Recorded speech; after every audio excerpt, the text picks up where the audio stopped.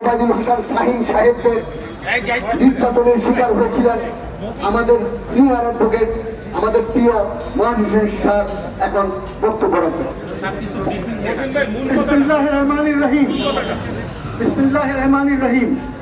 আমার প্রিয় বন্ধুগণ, সাংবাদিক বন্ধুগণ, আমাদের এই এলাকাটাকে পরিষ্কার করতে হবে এবং এই পরিষ্কার করার জন্য আমরা সচেতন, আমরা চেষ্টা করে যাচ্ছি।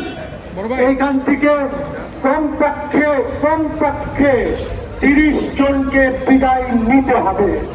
1 নম্বর। 2 নম্বর হচ্ছে আমি সরকারকে বলবো যে সরকারের ব্যর্থতা যে তারা আজ পর্যন্ত এই দলবাদদেরকে এখান থেকে বিদায় করতে পারেন নাই, এটা সরকারের ব্যর্থতা। আইন উপদেষ্টা, আপনাকে বলি, আপনি কি করছেন? আপনার কাছে সব নাম আছে, আপনি কেন বসে আছেন? কেন এটাকে পরিষ্কার করছেন না? কেন ওদেরকে তাড়াচ্ছেন না? আপনার কাছে অনেক হাতিয়ার আছে, অনেক টুলস আছে এদেরকে বিদায় দেওয়ার জন্য। প্রধান বিচারপতির কাছে তো এত টুলস নাই, যে টুলস গুলি আপনার কাছে আছে, সরকারের কাছে আছে। তবে প্রধান বিচারপতি আন্তরিক আছেন, উনি চান যে এই জায়গা থেকে পরিষ্কার করা হোক। এবং আপনাকে বলবো, আমাদের উপদেষ্টা, আইন উপদেষ্টাকে বলবো যে আপনি দয়া করে 2-3-4 দিনের মধ্যে এই এলাকাটাকে পরিষ্কার করুন এবং ওদেরকে বিদায় দেন। যদি আপনি না পারেন, যদি আপনার কোনো অসুবিধা থাকে, তাহলে আমাদেরকে বলেন, আমরা পরিষ্কার করে দিতে পারবো। আমাদের কাছেও কিছু টুলস আছে, যে টুলস গুলি আমরা ব্যবহার করব। আমরা চাচ্ছি না যে আমরা কাউকে টেনে হেঁচড়ে নামাতে চাই না। সেটা করতে গেলে এটা একটা ভালো নজির হবে না কোর্টে। কাজেই আমি বিচারপতিদেরকে বলবো যে আপনারা দয়া করে পদক্ষেপ করুন, আর যদি সেটা করবেন না তাহলে আমরা আপনাদেরকে নামাতে বাধ্য হব। এইটা ভালো নজির হোক আর খারাপ নজিরই হোক, but we will be compelled to do it.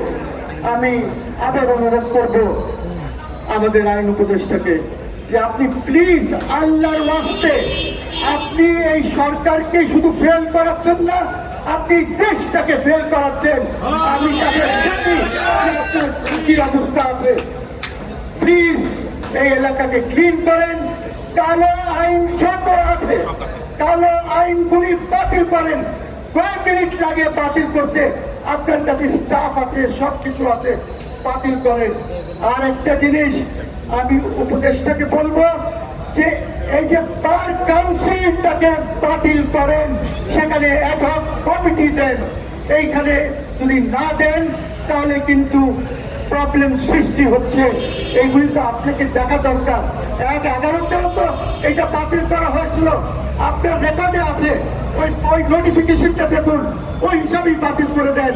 কিভাবে অ্যাডহক কমিটি দেওয়া হয়েছিল সেভাবে সেখানে একটি অ্যাডহক কমিটি দেন।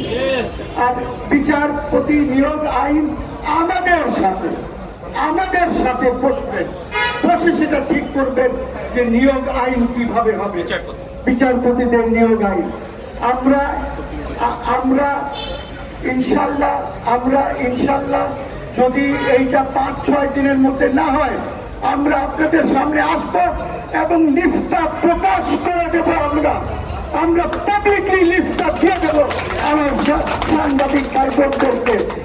আপনার 5-6 দিনে ঠিক হবে না, 20 তারিখের পরে, 20-এর আগে 18 তারিখে আমরা প্রকাশ করে দেব। যদি তার মধ্যে এদেরকে আমরা বিদায় না দিতে পারি, আপনাদের সহযোগিতা চাই।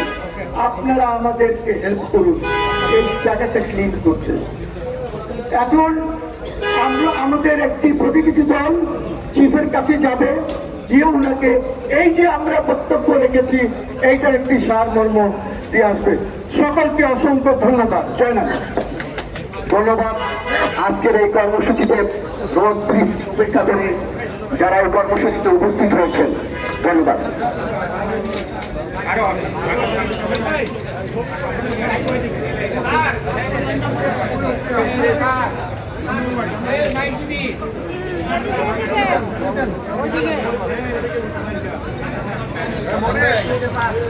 এখন প্রধান বিচারপতির কাছে স্মারকলিপি দেওয়ার জন্য যাচ্ছে এই যারা মানববন্ধন করেছে তারা প্রধান বিচারপতির কাছে এখন তারা চলে যাচ্ছে 30 জন বিচারপতির যে পদত্যাগের জন্য হাইকোর্টের লিস্ট দিচ্ছে তাদের কাছে এখন তারা যাচ্ছে এই প্রধান বিচারপতির বরাবরে তাদেরকে প্রধান বিচারপতির কাছে সেই স্মারকলিপি দেওয়ার জন্য এবং লিস্ট দেওয়ার জন্য যে আপনি কতদূর তাদের বিচারপতিদের পদত্যাগের জন্য অগ্রগতি নিয়েছে এই ব্যাপারে।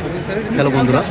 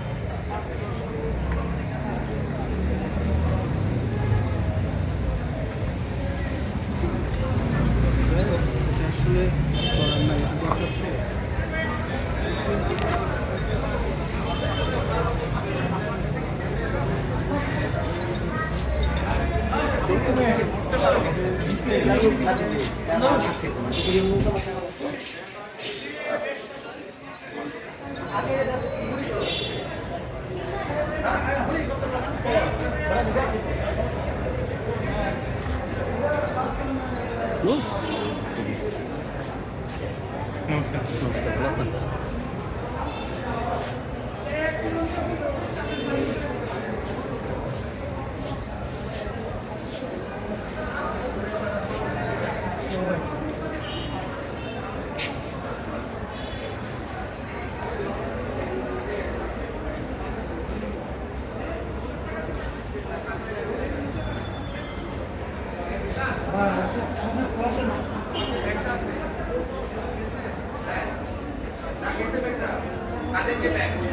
কাদের ব্যাগটা নিয়ে কনফারেন্স রুম যেখানে ইন্টারভিউ নিয়ে ওখানে চলে যান। শুধু কাদের ব্যাগ। কোট কেটা নিতেন স্যার? কালোটা? না, নেব না।